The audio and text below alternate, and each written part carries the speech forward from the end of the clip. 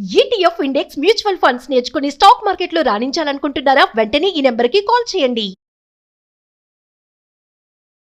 Present మనతో పాటు ఉన్నారు TEDx speaker, legendary award winner in real estate, realtor oxygen founder and CEO doctor Nandi Rameshwar Rao గారు.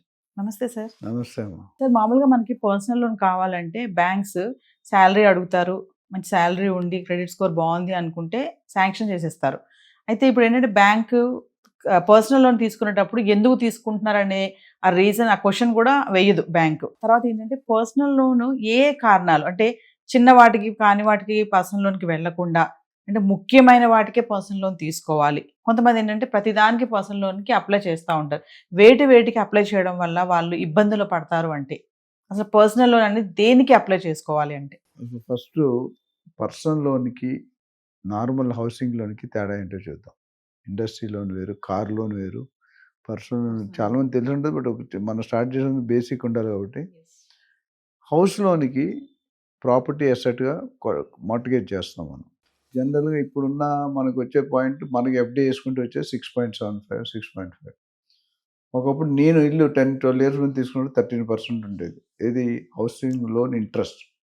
ఈరోజు అది 8.5, 9% లోపే ఉంది. పర్సనల్ లోన్కి వెళ్తే ఆ 9% కాస్త 11, 12, 13. It depends upon your tenure and the amount your taken.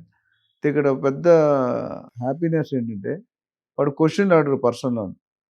నువ్వు శాలరీ స్లిప్, నీ పాన్ కార్డు, ఆధార్ కార్డు ఇస్తే ఇచ్చేస్తాడు.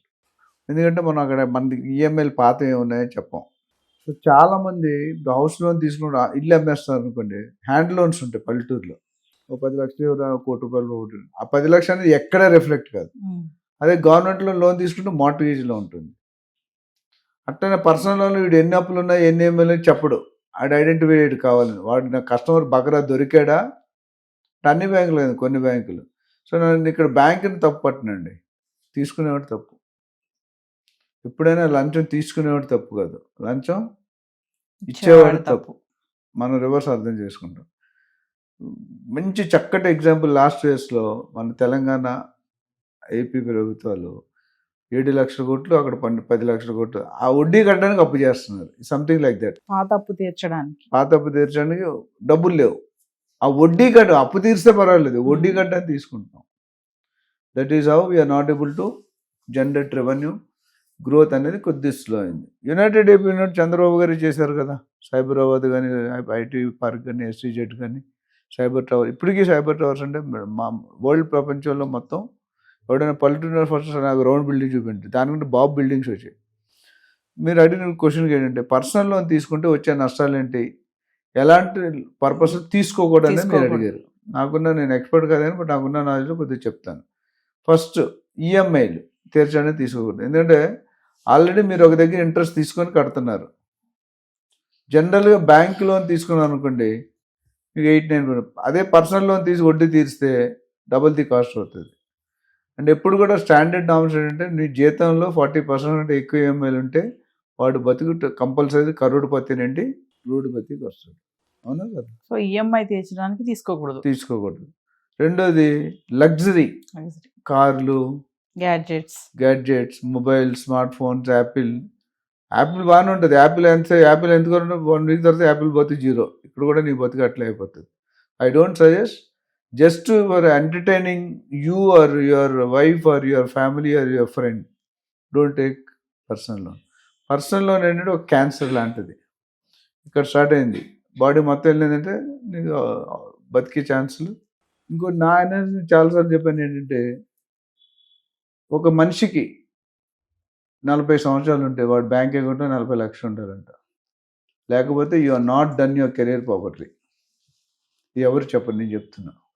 40 సంవత్సరాలకు 40 లక్షలు ఉండాలి, బ్యాంక్ ఖాతాలో ఉండాలి. అంటే కొంతవరకు బెటర్, ఎక్కువ ఉంటే పర్వాలేదు. సో అందుకనే పర్సనల్ లోన్ తీసుకున్నట్టు సరైన పర్పస్ తీసుకోవాలి. అప్పులు తీర్చడానికో, ఎంజాయ్ చేయడానికో, లేదా నువ్వు అప్పు ఇవ్వడానికో.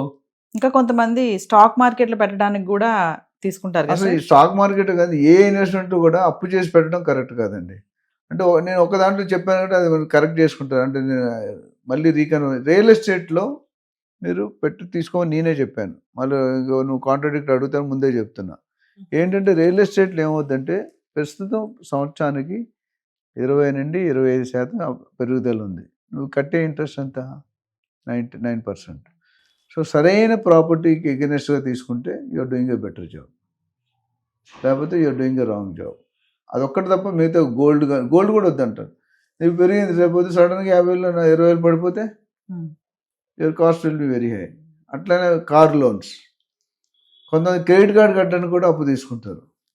క్రెడిట్ కార్డ్ అనేది నేను చెప్పాను అంతకుముందు కూడా, సెల్ ఫోన్కి ల్యాండ్లైన్ తేడా ఏంటి చెప్పు, మీకు ఐడియా ఉంది? Cell phone girl friend, landline wife. Cell phone ఎప్పుడైనా స్వైప్ చేసుకోవచ్చు, మార్చుకోవచ్చు, ఇంకో గ్రేట్ సెల్ ఫోన్ మార్చుకోవచ్చు, ల్యాండ్లైన్ మార్చడానికి లేదు. లైఫ్లో వెరీ ఇంపార్టెంట్ ఫ్యాక్ట్. నేను కామెడీగా చెప్తాను, బట్ సీరియస్ అది.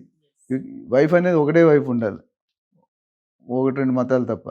But cell phones there is no limit, and every cell phone is a big danger to you. Card ఇచ్చిన తర్వాత ఆ కార్డు ఎంత బొక్క పడుతుంది, ఎంత కన్నం పడుతుంది అనేది ఇంపార్టెంట్. సో పర్సనల్ లోన్ అనేది వీలైనంత వరకు 99% అవాయిడ్ చేయడం ఎప్పటికీ మంచిది. ఎలిజిబిలిటీ క్రైటీరియా ఉండదు, ఈజీ, అంటే ఈజీగా క్వాలిఫై అవుతావు. సిబిల్ రేటింగ్ రఫ్గా చూస్తాడు, నీకు ఇన్ఫ్లుయెన్స్ ఉందనుకుంటా బ్యాంక్ మేనేజర్ ఎవరితోనైనా ఇచ్చేస్తాడు. మామూలుగా పర్సనల్ లోన్ అసలు దేనికి వాడాలి సార్, ఎప్పుడు అవసరం తీసుకోవాలి దాన్ని? అంటే దాని పర్పస్ అంటే ఇప్పుడు మనకు వచ్చే ఇన్ఫ్లో బట్టి, మనకు వచ్చే కెపాసిటీ బట్టి, మనకున్న శాలరీ బట్టి, మనకున్న అదర్ ఇన్కమ్ బట్టి డిసైడ్ చేసుకోవాలి. ఇప్పుడు హౌసింగ్ లోన్ తీసుకోవచ్చు, ఎందుకంటే అప్రిషియేషన్ బాగుంది. కార్ లోను, గోల్డ్ లోను, ఇవన్నీ కూడా నాట్ అడ్వైజబుల్. స్టాక్ మార్కెట్, తర్వాత బ్యాకాట్ ఆడడం, దాన్ని కూడా లోన్ తీసుకుని ఉంటాం, మీకు తెలుసో లేదు. మా చిన్నప్పుడు మేము చూసేవాళ్ళం, మా ఫాదర్ ముత్తాతల్లో కోట్లలో ట్రేడింగ్ జరిగేది. ఇప్పుడు కోడిపందాలు, సంక్రాంతి వస్తుంది, కోడిపందాలు డాగా, రెక్క పేర్లు పెడతాడు, వేలు లక్షలు జరుగుతుంది. అది నీకు వస్తుంది రాదో తెలియదు, అది కూడా ఒక మాయాజాలం. సో ఇవన్నీ కూడా అవాయిడ్ చేయడం బెటరు. మీ అబ్బాయి చదువుకి తప్పదంటే పెట్టుకోండి, ఎడ్యుకేషన్లోను. హెల్త్ సార్, హెల్త్ ఆల్రెడీ చాలా ఇన్సూరెన్స్ ఉన్నాయి కాబట్టి మీరు ఇన్సూరెన్స్ కట్టుకున్న బదులు వడ్డీ తీసుకునేవాళ్ళు. పర్సనల్ లోన్ ఇది ఆల్వేస్ కాస్ట్లియర్. సంవత్సరానికి ఒక 50,000, 60,000, నెలకు 5,000, 10,000 కట్టుకుంటే 10 లక్షల దాకా కవర్ చేస్తున్నారు. ఇది నీ ఇన్సూరెన్స్ 10 లక్షలు, 20, కొంత ₹1,00,00,000. ఎవరో పీర్లెస్ కంపెనీ చూశాను, 1 crore నువ్వు నెలకి ఎంత అమౌంట్ కడితే అది కట్టుకోవడం బెటర్. పర్సనల్ అప్ అంటే 10 times కాస్ట్లియర్ అవుతుంది. సో ఆలోచించి మీకు డౌట్ ఉంటే మాలాంటి ఎక్స్పర్ట్స్ అంటే తీసుకోవాలా లేదా, తీసుకుంటే ఎక్కడ తీసుకోవాలి, ఎంత అమౌంట్ తీసుకోవాలి, ఎంత పీరియడ్ తీసుకోవాలి. Rate of interest various. 10 సంవత్సరాలు కడితే ఒక రేట్ ఉంటుంది, 2 సంవత్సరాలు తిరిగితే రేట్ ఎక్కువ ఉంటుంది. Thank you sir. Thank you.